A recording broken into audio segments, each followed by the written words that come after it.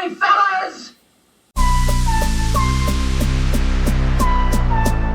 All right, old school NBA fans, self-research NBA facts. Got another video for you. As always, thanks to anybody who watches my videos, subscribes to my channel. I really appreciate it. And this video here is something that I never understood why people disregard for certain players. And actually this is never even brought up. One of the criterias I had for ranking players was making the playoffs. I think that's a pretty important thing. Now, a lot of people measure the championships, and rightfully so. Winning is part of it. But also making the playoffs also has to do with winning, making the playoffs. That's like a big deal. And there's been certain players that have missed, a decent amount of the time, but it never gets brought up, never gets mentioned, and I don't know why it's never held against them. I'll hear all the excuses about, they were younger, or they didn't really know what they were doing as a team yet. I've heard all this stuff even recently. I just did a video 2 days ago about Steph Curry and Isiah. And Curry missed the playoffs total of 6 times. I understand he had serious injuries in 2 of them, but the other 4, he just flat out missed the playoffs. So, I'm going to get right into it. The first player, Nikola Jokic. Jokic has played 9 seasons so far. And obviously it looks like he's going to make the playoffs again this year. So the percentage will change. But the first 3 years of his career, he did not make the playoffs. And people just run right over it like whatever. Like no big deal, just didn't make the playoffs. Well, why not? He wasn't a guy who was straight out of high school or even a one-and-done player. He was 20, turning 21 his rookie season. You got to get your team into the playoffs. That's got to be a certain criteria for an all-time great that can either help you or be held against you. Now, I understand not all teams are, created equal. You're a Larry Bird, you're a Tim Duncan, you're a Magic Johnson. You're on a team that is good, so obviously you're going to make the playoffs every single year. I get that. But even still, a player like a Magic Johnson or a Larry Bird, if they have a Michael Jordan type supporting cast. Staying with Bird wherever he goes. Dennis Johnson off to the right, guarded by Paxson. Danny Ainge, top of the circle. Jordan has him. Ainge holding, looking deep. Plays it backdoor to Bird. He's got the layup after a head fake, and he lays it in. 4-0. You still need to get him into the playoffs. That's a pretty big deal. Or else you're not affecting winning enough. So, like I said, Jokic, his first 3 years, missed the playoffs. Now, he didn't have a great team, but, wasn't horrible either. But either way, even if it was, you, as an all-time great, are supposed to be the difference. Giannis Antetokounmpo, in his 11 seasons, he's got 9 seasons that he made the playoffs. 81.8%. That's not bad. It's, not bad at all. Now, he was a guy who came in basically right out of high school at a young age. So, I don't really hold it against him his first year, but then he made the playoffs the second year, then missed them the third year. So, I hold it a little bit against him for that 1 year, but even still, Giannis has a pretty good percentage of that. Elgin Baylor, he made it every year he played, 14 for 14. Now, I know people are going to say, we had Jerry West, but not in the first couple years. No, he did not have Jerry West. It was basically just him. And he actually got to the finals in 1959. So, kind of give extra points for Baylor on that one. Here's the perfect example. David Robinson. He went to a franchise that didn't really have a ton, but he turned him around really quickly. He's got a perfect 13 for 13 playoffs. I believe 1993, he only played like 25 games or something, so I just didn't even include that one. Much like I did with Steph Curry. I just didn't include it. Bob Pettit, 9 for 11. I believe his rookie year he didn't make the playoffs, and I think it was his next to last year didn't make the playoffs. He's got an 81.8%, which is good, That's pretty good. But, he did miss the playoffs a couple times. This is something that everyone must be held accountable for. Kevin Durant, 13 out of 15 years. And I believe the only years he didn't make the playoffs was his first two. But again, he gets Russell Westbrook and James Harden pretty much right away. Then he joins Golden State. Then he goes to Brooklyn with Harden and Kyrie Irving. And then he goes to Phoenix with Devin Booker and Bradley Beal and all that. So he's always had, an opportunity to do that. But his first 2 years, he did not make the playoffs. He's got an 86.7% chance, I believe it is. Kevin Garnett, 15 for 19. He missed the playoffs 4 times. Now, he did have a tough conference and all that, but even still, I do hold it against him by you got to make the playoffs. His rookie year, he missed it, but by year 2, Kevin Garnett was in the playoffs in a pretty tough Western Conference.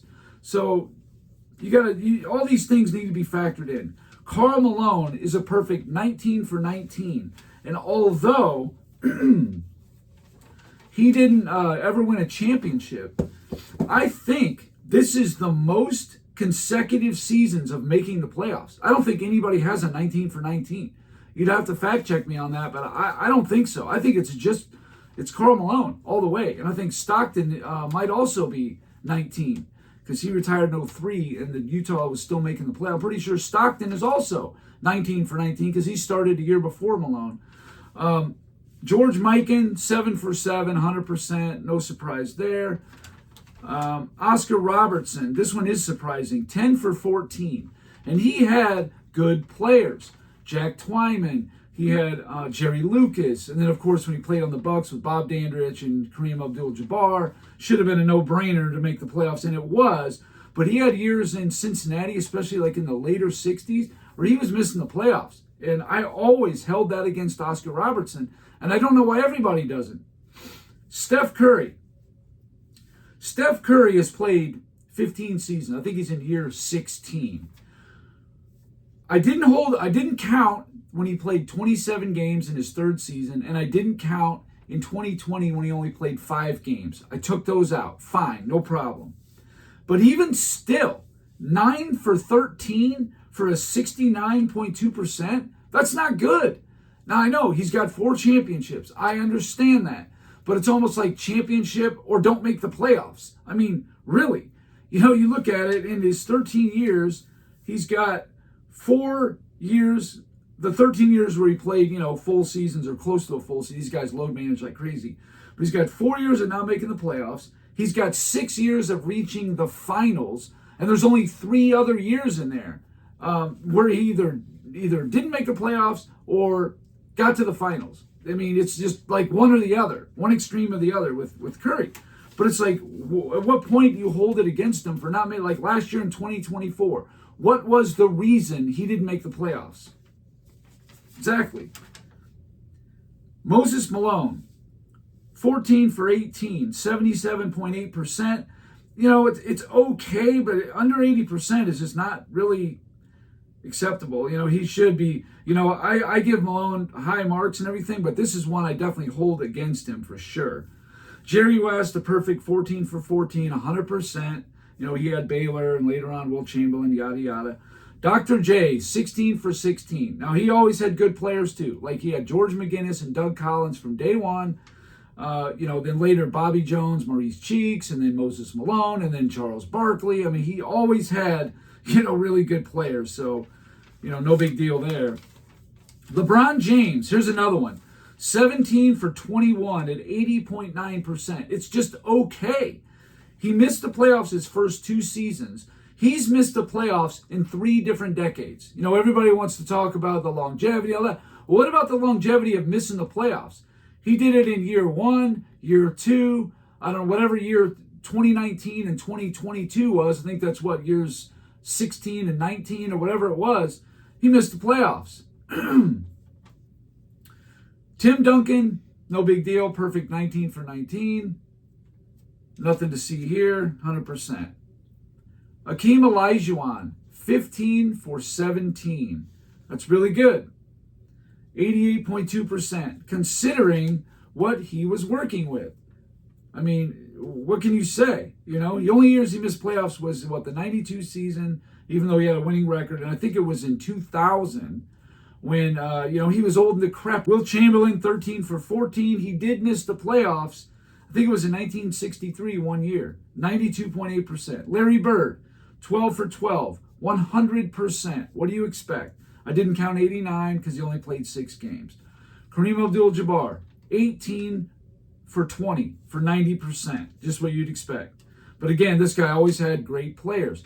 But in the couple of years when he didn't really have a totally, really good team, from 75 to, maybe 77, he missed the playoffs twice in there. I know he had some injuries. I think it was in 75, but whatever. I mean, you had a squad there to make the playoffs, and he just didn't. Kobe Bryant, 16 for 18.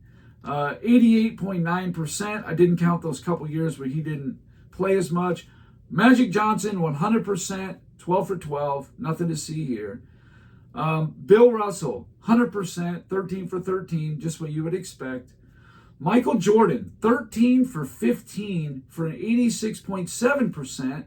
I included the Wizard years. I held it against him. Even though he had a serious knee injury, came back, tried to play. I'd say about the last 30 games, I think it was, that he was either out or had the knee injury that just, hampered him. But still, I held it against him. Charles Barkley, the exact same thing as Jordan, 13 for 15, 86.7%. Exactly. Dwayne Wade, 13 for 16, 81.3%. That's higher percentage than LeBron James has. Rick Barry, 12 for 15, 80%. Again, it's just okay. John Stockton, 19 for 19, 100%, like we just talked about. Then we got Elvin Hayes, a guy who's the true Iron Man of NBA history, but I do hold it against him. 10 for 16 for a 62.5%. A big reason why I couldn't have him anywhere near the top 25 is his lack of winning, really. He won 60 games a couple times, but, losing in the finals. We had a 60-win team, not making the playoffs. It's got to be held against him. And last player on this list, Isiah Thomas. I have no idea why this guy gets a pass, too. 9 for 13, just like Steph Curry at 69.2%. He came in the league, and he had pretty good teammates right away. He had fellow rookie Kelly Tripucka, who was pretty good. He actually got better Rookie of the Year votes than Isiah Thomas did. He had Bill Laimbeer. He had a guy named John Long, pretty good offensive player. Where he left off. From Walker.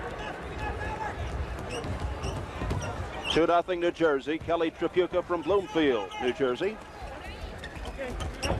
John Long, nice move. John Long. He had those guys for about the first, 5 years of his career. But then when they started adding in Adrian Dantley, Dennis Rodman, Joe Dumars, James Edwards, drafting John Sally, when he got all those players, then the winning started to follow. And believe me, he had a good squad even before that. But missed the playoffs 4 times. And then at the end is when he missed the playoffs twice. It was in, 93 and 94. I mean, Isiah Thomas is still, early 30s? He's still got Rodman, at least in 93. He's still got Dumars. They're bringing in other players like Orlando Woolridge, Sean Elliott, decent players you would think that would be good enough to make the playoffs.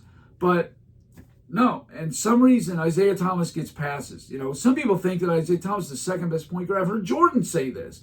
And I'm like, he's not. I mean, he was a great player. Do not get me wrong. But he did not affect winning until Dumars, Rodman, Dantley, Aguirre, Edwards, and Sally got there. It was not enough with Vinnie Johnson, Kelly Tripucka, Bill Laimbeer, and John Long. And that was a good team, I thought. They never could do anything with it. I think they won 1 round before Dumars and Rodman, popped up. And again, this is what people try to say about Michael Jordan. But here's the difference. The difference is Bill Laimbeer was a rebound champion and a 4-time All-Star. Okay? Jordan didn't have any of that in 85, 6, and 7. He had nothing like that, even in 88, when Pippen and Grant were on the bench. That's what people just... Kelly Tripucka, he made all-stars. He was averaging like mid-20s points per game. Again, give him a pass, though. But we crucified Jordan. I mean, it's unbelievable. But Jordan made the playoffs. Isiah didn't, with a much better supporting cast. I mean, it's just the whole thing has always just been so crazy to me. Why do we do this? Some players, we hold it against them on some things. Other players, we give them a pass. I'm just saying, Steph Curry, was part of a dynasty. And obviously that's what is going to come to the forefront of his legacy. I get that. However, you also have to bring up the negative, the missing the playoffs. That's a big thing. So it's got to be factored in somehow, somewhere. You guys figure out how. But if you're just going to say, oh, well, he was young and Golden State didn't know what they were, how they were going to do it yet or whatever, BS. Not buying that. Curry was a 3-year college player. He was supposed to be the difference of why they make the playoffs. And it just didn't happen. And he had Monty Ellis, 25-point per game score. He had David Lee, an all-NBA player. I mean, he had, decent players. Stutter step, and it gave him a little ground as Ibaka went back to the basket. That's all the room he needed. Monte at 100 miles an hour, dropping in another 71%. Russian traffic. Monte catch and shoot 3. He hadn't cooled off at all. Monte Ellis has 21. He's moving without the ball, making himself available. Monte. Oh, how did he get that up? So, anyway, that's all I got for this video. Thank you guys for watching. As always, please hit the like button if you like the video. If you haven't subscribed already, please do. Be helping me out. And that's it. Until next time.